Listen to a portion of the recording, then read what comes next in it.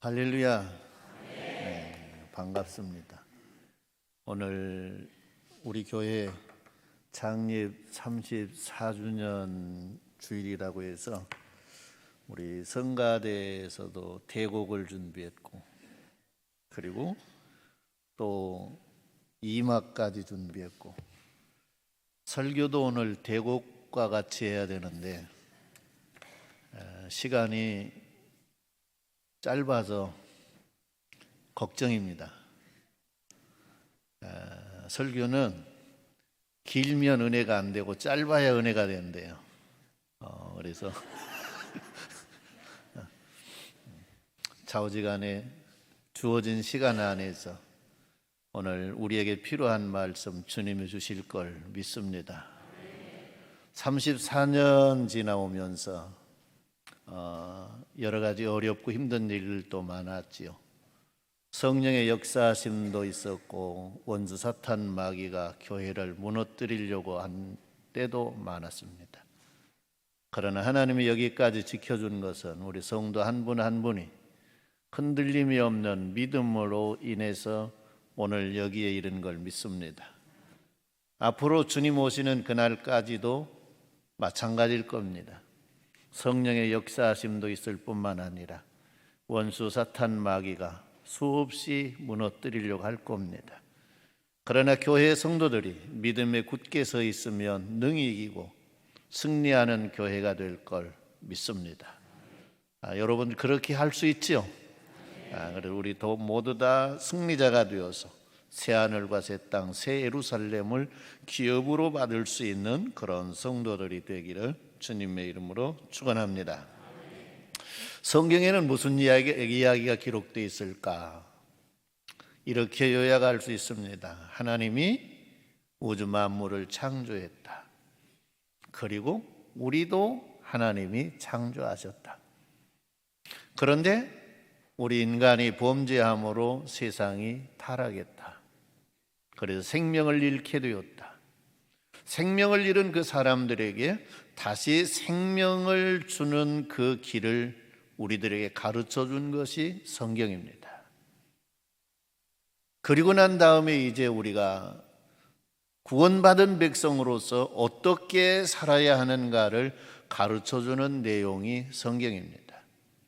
그래서 구원의 길과 믿음의 생활의 길을 이야기해 줍니다.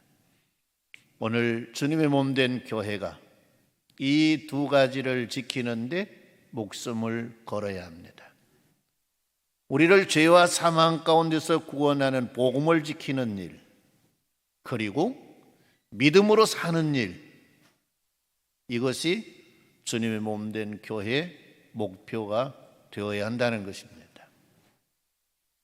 오늘 우리 성도님들이 주님의 몸 된 교회에 나왔습니다. 어떤 마음으로 나왔을까요? 이사야 55장 1절 2절 말씀에 오라 너희 모든 목마른 자들아 물로 나오라 돈 없는 자도 오라 너희는 와서 사 먹되 돈 없이 값 없이 와서 포도주와 젖을 사라. 너희가 어찌하여 양식이 아닌 것을 위하여 은을 달아두며 배부르지 못할 것을 위하여 수고하느냐. 내게 듣고 들을지어다. 그리하면 너희가 좋은 것을 먹을 것이며 너희 자신들이 기름진 것으로 즐거움을 얻으리라 했습니다. 오늘 우리들에게는 목마름이 있기 때문에 죄전에 나왔습니다. 우리 주님 말씀 의지하고 나왔습니다. 주님의 몸 된 교회에 와서 우리는 포도주와 젖을 사야 합니다. 이 포도주와 젖을 뭘까요? 저는 이렇게 생각합니다. 이것이 복음이다. 우리의 생명을 살리는 복음이라는 것입니다. 그래서 주님의 몸 된 교회 강단에서는 생명을 살리는 복음이 선포되어야 합니다. 선포된 그 복음을 우리 성도들은 믿음으로 받아야 되고 믿음으로 받아서 믿음으로 살려고 하는 말씀이 이사야 55장 1절 2절 말씀인 것입니다. 그러나 복음이 선포되지 아니하면 너희가 어찌하여 양식 아닌 것을 위하여 은을 달아두며 배부르지 못할 것을 위하여 수고하느냐 그랬습니다. 강단에서 복음이 선포되지 아니하고 다른 것이 선포되면 그것은 생명을 살리는 양식이 아니라는 것입니다. 헛된 양식이라는 것입니다. 아무리 먹어도 아무리 취해도 우리의 생명을 살릴 수 없다는 것입니다. 우리의 생명을 살릴 수 있는 건 오직 예수 그리스도의 십자가의 복음밖에 없다는 것입니다. 많은 사람들이 그럽니다. 코로나를 지나고 교회가 무너진다고. 교회가 왜 무너질까요? 성도 여러분, 교회가 무너진 건 복음이 약화되기 때문에 그럽니다. 복음 선포가 잘 안 되기 때문에 그럽니다. 한국 교회의 부흥을 이끌었던 목사님들이 가장 중점을 두고 가장 강하게 성도들의 마음속에 비수와 같이 꽂히도록 전했던 것이 있습니다. 그것이 예수 십자가의 복음입니다. 그럴 때 교회가 든든히 서갔고 교회가 부흥했고 교회가 힘이 있고 교회가 능력이 있었습니다. 그러나 요즘은 교양적인 설교가 많습니다. 윤리 도덕적인 설교가 많습니다. 그렇기 때문에 교회 안에서 복음이 점점 약해진다는 것입니다. 처음에는 몰랐는데 시간이 지나고 나니까 그 결과가 나타난 것이 뭡니까? 교회가 힘이 없습니다. 어둠의 권세와 싸워 이길 수 있는 힘이 없다는 것입니다. 능력이 없다는 것입니다. 그래서 아무것도 아닌 것 때문에 교회가 무너지는 그런 모습을 보게 됩니다. 오늘 우리 선교중앙교회는 주님이 오시는 그날까지 교회의 본질인 복음이 회복되는 은혜가 있기를 바랍니다. 복음이 선포되는 은혜가 있기를 바랍니다. 복음을 배우고 그 복음 위에서 믿음의 삶을 살아가는 우리 성도님들이 되기를 주님의 이름으로 축원합니다. 그럴 때 은부의 권세가 무너뜨리지 못한 교회가 될 것입니다. 죄로 인해서 영원히 죽을 수밖에 없는 우리들을 구원하시고 하나님은 우리를 하나님이 거하시는 거처로 삼으셨습니다. 그래서 고린도전서 3장 16절 말씀에 너희는 너희가 하나님의 성전인 것과 하나님의 성령이 너희 안에 계신 것을 알지 못하느냐라고 했습니다. 복음을 통해서 우리를 죄와 사망 가운데 구원하시고 성령의 하나님이 성삼위 하나님이 우리 안에 와서 거하시는 거처를 삼으셨다는 것입니다. 여러분 안에 주님이 계십니까? 여러분 안에 성령님이 계십니까? 진짜 계십니까? 우리는 확인해 봐야 됩니다. 내 안에 주님이 계실까? 내가 성전으로서의 합당한 삶을 살아갈까? 우리는 생각해 봐야 됩니다. 내 안에 주님이 계시고 내 안에 성부 하나님이 계시다고 하는 증거를 우리는 한마디로 이야기할 수 있는데 고린도전서 12장 3절 말씀에 그러므로 너희가 너희에게 알리노니 하나님의 영으로 말하는 자는 누구든지 예수를 저주할 자라 하지 아니하고 또 성령으로 아니하고는 누구든지 예수를 주라 할 수 없느니라. 여러분, 예수님이 여러분 주인입니까? 이것이 성령이 없이는 불가능하다는 거예요. 주님이 내 안에 없이는 불가능하다는 거예요. 예수가 나의 주인입니다 고백되는 성도의 마음 속에는 하나님이 계십니다. 그 안에 예수님이 계십니다. 그 안에 여러분의 마음 속에 여러분 안에 거처를 삼고 계신다는 것입니다. 그래서 우리는 이걸 날마다 확인을 해야 돼요. 예수님이 나의 주인입니다. 예수님이 나의 왕입니다. 그 말은 뭐예요? 나는 성령의 전입니다. 나는 성령의 전으로 살렵니다. 라는 그런 고백이라는 것입니다. 성도 여러분, 복음은 뭡니까? 복음은 로마서에서 정리합니다. 로마서 1장 2절 말씀에 이 복음은 하나님이 선지자들을 통하여 그의 아들에 관하여 성경에 미리 약속하신 것이라. 복음은 그의 아들에 관한 이야기입니다. 그의 아들이 누굽니까? 예수 그리스도입니다. 예수 그리스도가 복음이라는 것입니다. 이 복음을 두 가지로 설명합니다. 육신으로는 다윗의 혈통으로 나셨고 성결의 영으로는 죽은 자들 가운데서 부활하사 하나님의 아들로 선포되셨으니 할렐루야. 예수님은 육신의 옷을 입으시고 우리를 죄와 사망 가운데서 구원하시려고 오셨고 그분은 하나님의 아들이십니다. 그분이 우리를 구원하시고 그분이 우리 안에 계십니다.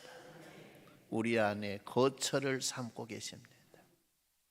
여러분, 우리 교회가 34주년입니다. 예배당이 교회가 아닙니다. 성도 여러분 한 분 한 분이 교회입니다. 예배당은 그냥 집이에요. 성도들이 모여서 예배드리는 집, 그 예배당이에요.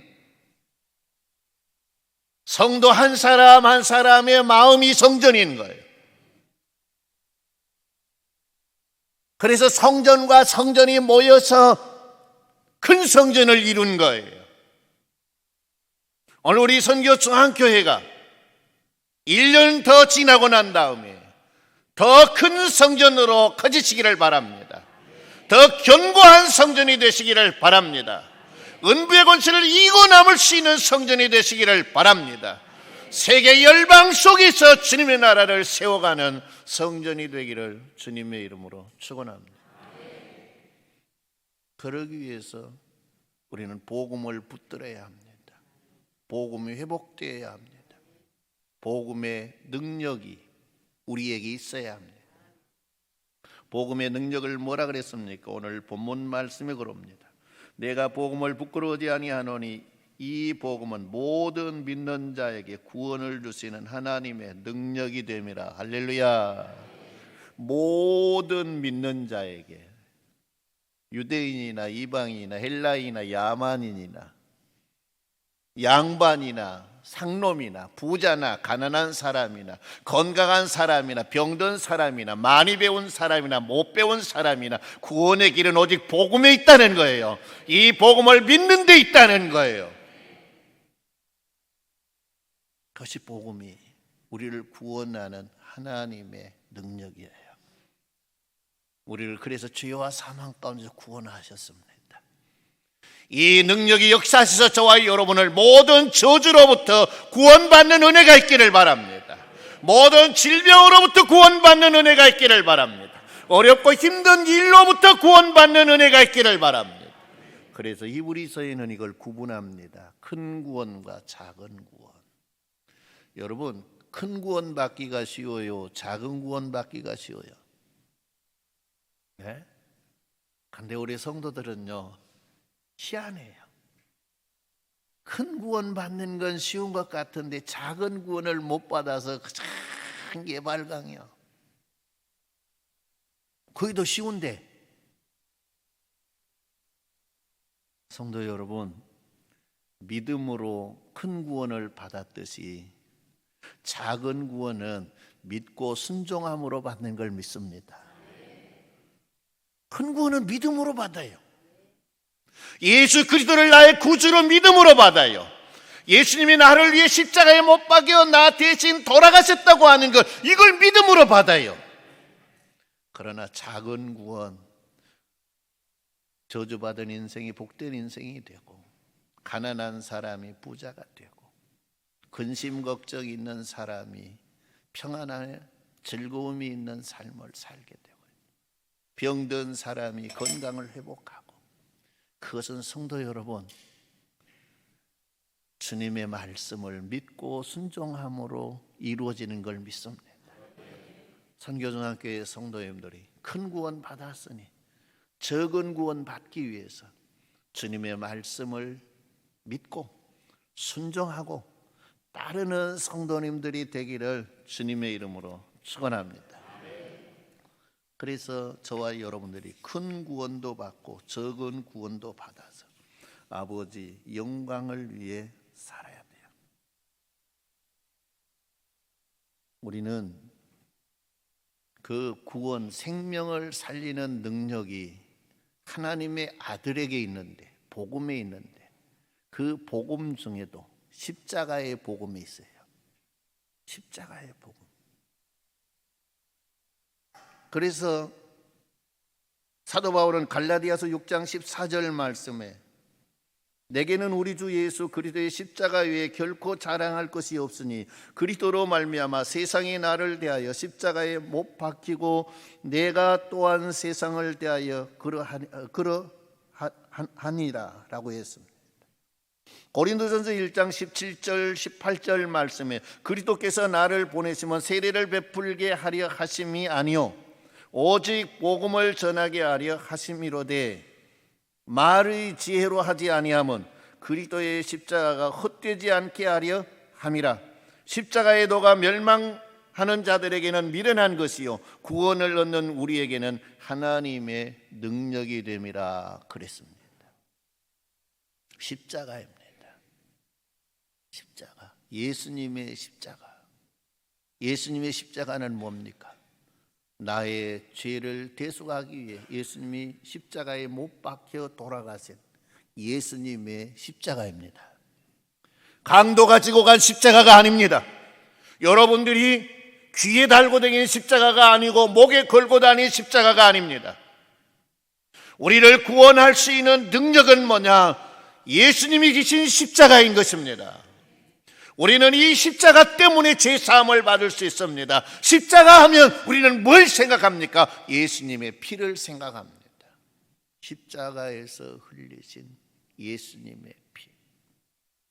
성도 여러분, 우리를 살리기 위해 예수님이 십자가에서 피 흘리셨어요. 그 피가 우리를 죄와 사망 가운데서 구원합니다. 구약 성경은 이걸 좀 실감나게 이스라엘 백성들이 느끼게 했습니다. 하나님 앞에 속죄 제물을 드리기 위해서 양이나 소를 가져와 거기에 안수하고 제물을 드리는 사람이 소의 목을 따서 죽입니다. 그러면 피가 쭉 솟습니다. 그러면서 그 피가 짐승을 잡는 사람의 얼굴에, 머리에, 몸에 뿌려집니다. 그러면서 그 사람들은 무슨 생각을 했을까요? 나는 죄인인데, 죽을 수밖에 없는 죄인인데 나 대신 이 짐승이 속죄제물이 죽어가는구나. 이 죽음이 나의 죽음이라고 생각한 거예요. 그리고 그들은 회개하고 주님 앞에 바로 서고 그들은 죄 사함을 받게 되는 거예요. 오늘 저와 여러분들도 예수님의 십자가에서 흘리신 그 피가 여러분의 얼굴에, 여러분의 몸에, 성도 여러분 뿌려지는 은혜가 있기를 바랍니다. 예수님이 날 위해서 십자가에서 피 흘리셨습니다. 그 피가 내 몸에 뿌려지는 걸 우리가 실감하고 느끼는 성도들이 되셔야 됩니다. 그럴 때 보혈의 능력이 나타납니다. 이스라엘 백성들이 출애굽 전날 밤에 아버지의 말씀을 따라 그들은 양을 잡았습니다. 그리고 그 피를 문 좌우임방 설주에 바르고 그 집에서 발에 신을 신고 허리에 띠를 띠고 손에 지팡이를 잡고 쓴 나물과 무교병과 함께 그 고기를 구워 먹었습니다. 그날 밤은 무서운 밤입니다. 하나님이 장자 첫 새끼를 다 심판하는 그런 날입니다. 이스라엘 자손들도 죄인입니다. 이방인도 죄인입니다. 그런데 그 피를 볼 때에 이 재앙이 넘어가리라. 할렐루야. 넘어간다고 하는 6월절입니다. 여러분이 십자가에서 흘리신 예수님의 피를 바르고 있을 때 저주가 넘어갑니다. 사망이 넘어갑니다. 그래서 피가 중요한 것입니다.